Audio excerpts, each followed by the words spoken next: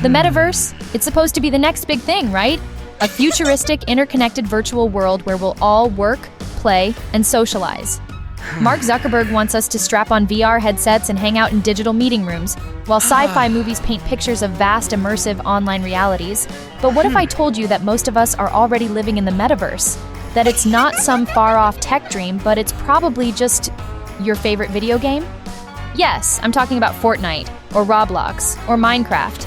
These aren't just games anymore. They're bustling digital cities, thriving economies, and social hubs that already tick nearly every box on the Metaverse checklist. For years, we've been told the Metaverse is coming, a future being built for us by tech giants. The reality is, it's already been built organically by millions of you. So, before you dismiss the Metaverse as hype or a corporate ploy, stick around. Today, Gen Shift is going to show you that you've been a Metaverse pioneer all along, shaping the future of the internet every time you log on. Are you ready to unlock the true meaning of the Metaverse, hiding in plain sight? Hit that subscribe button now to join us in decoding the technologies shaping our world.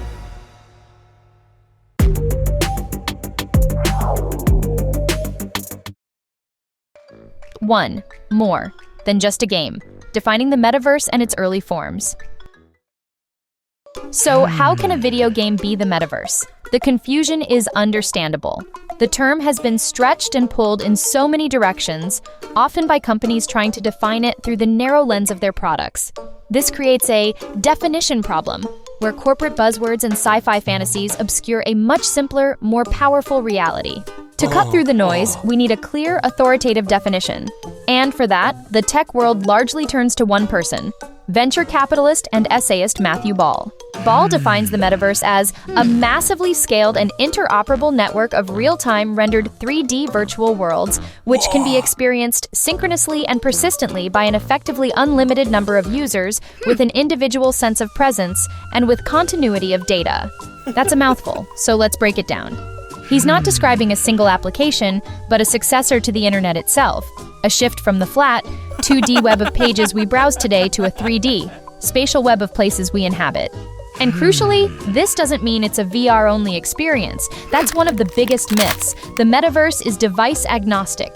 It's accessible on your console, your PC, your phone, exactly where tens of millions of people already play games like Fortnite every single day.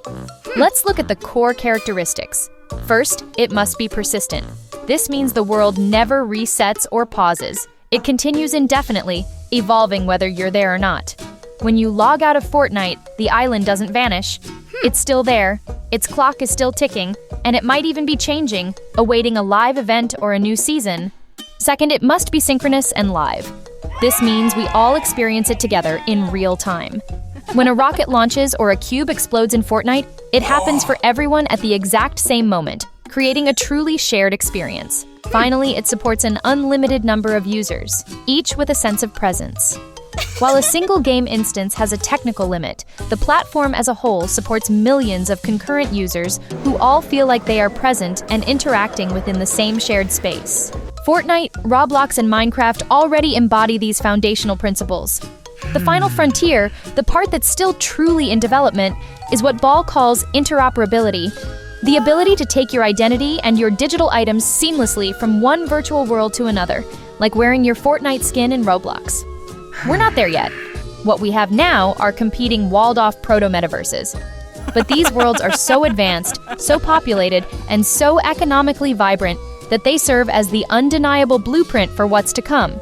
They are the working models of the metaverse, built not in a lab, but in the wild. 2. Your digital twin, identity and expression in virtual worlds.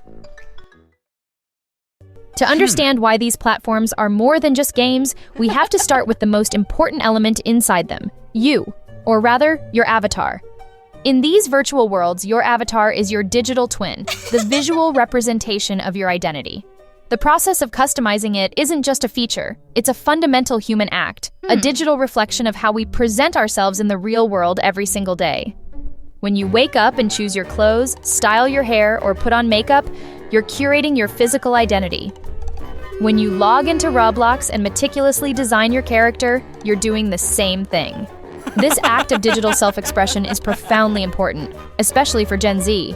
A staggering 52% of Gen Z gamers report feeling more like themselves in the metaverse than in real life. These platforms provide a space for self-exploration, a place to experiment with identity, free from the constraints and judgments of the physical world. In fact, 92% of users say that customization is essential when creating their avatars. This isn't about escapism, it's about authenticity. It's a space where you can build an identity from scratch, allowing what one gamer called a truer version of who you are to emerge. This goes even deeper. Researchers have identified a phenomenon called the Proteus effect, named after the shape-shifting Greek god. It describes how we unconsciously conform our behavior to the appearance of our avatars. Studies at Stanford University found that people assigned taller avatars behaved more confidently in negotiations. Those with more attractive avatars stood closer to others and disclosed more personal information. This is a game changer. It means your avatar isn't just a digital puppet, it's a psychological prime. When you equip a heroic-looking skin in Fortnite, you're not just changing your look, you might be subtly nudging yourself to play more boldly. This psychological power is what gives virtual items their value. Players invest immense time, effort, and real money through currencies like V-Bucks and Robux to curate their digital selves. A rare skin or a limited edition accessory is far more than just a cosmetic. It's a status symbol, a badge of honor, a piece of personal history, and a way to signal your identity to the community. It's a core part of the social language of these worlds. So when someone spends real money on a digital outfit, they aren't just buying pixels, they are investing in their identity. They are purchasing a tool that helps them feel more like themselves in a world where they spend a significant part of their lives.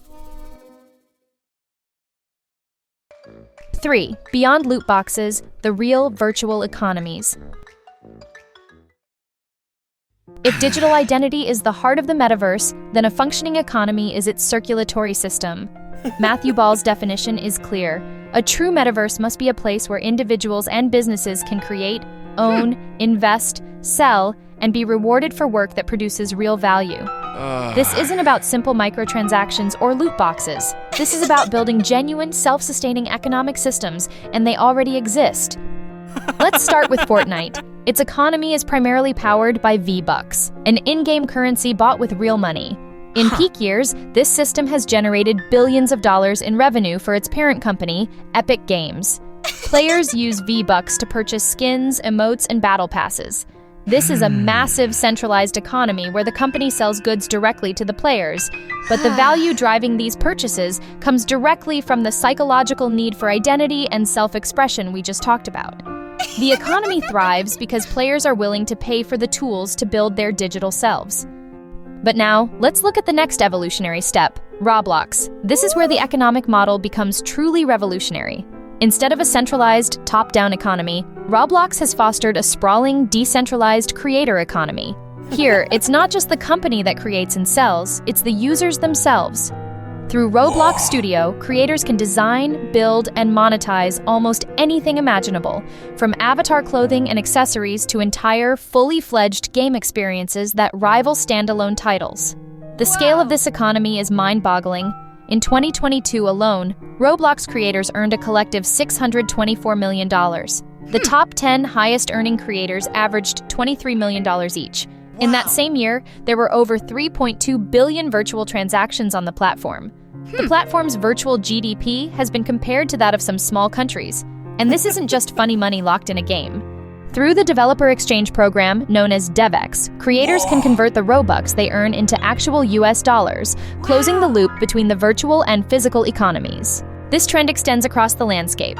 The Minecraft marketplace has become its own vibrant ecosystem, where creators have generated over $500 million selling worlds, skin packs, and mods to other players.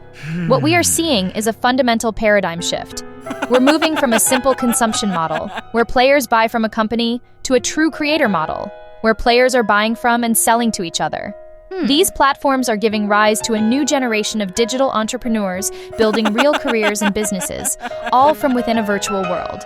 They aren't just playing, they are participating in and actively building the first digital economies to operate at a global scale. 4. The social fabric, events, communities, and the future. For anyone who still thinks of gaming as an isolating hobby spent alone in a basement, the last few years have delivered a stunning reality check.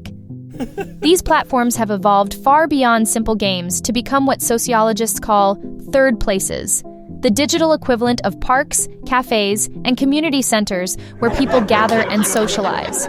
They are the new social fabric for a generation of digital natives.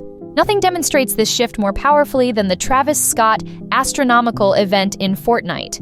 This wasn't just a music video premiere, it was a live, synchronous, shared experience. A colossal, world-bending avatar of the artist performed for a staggering 12.3 million concurrent players, with 27.7 million unique users participating over its run. The event reportedly grossed around $20 million for Scott, including merchandise, a figure that dwarfs the earnings of a single record-breaking physical concert. This was a watershed moment, proving that a virtual world could host a cultural event with a reach and impact that the physical world simply cannot match. But the social power of these platforms goes beyond blockbuster entertainment. When the pandemic forced the world into lockdown, students used these virtual worlds to reclaim vital life moments. Universities from UC Berkeley to RIT saw students meticulously rebuild their campuses inside Minecraft to host virtual graduation ceremonies.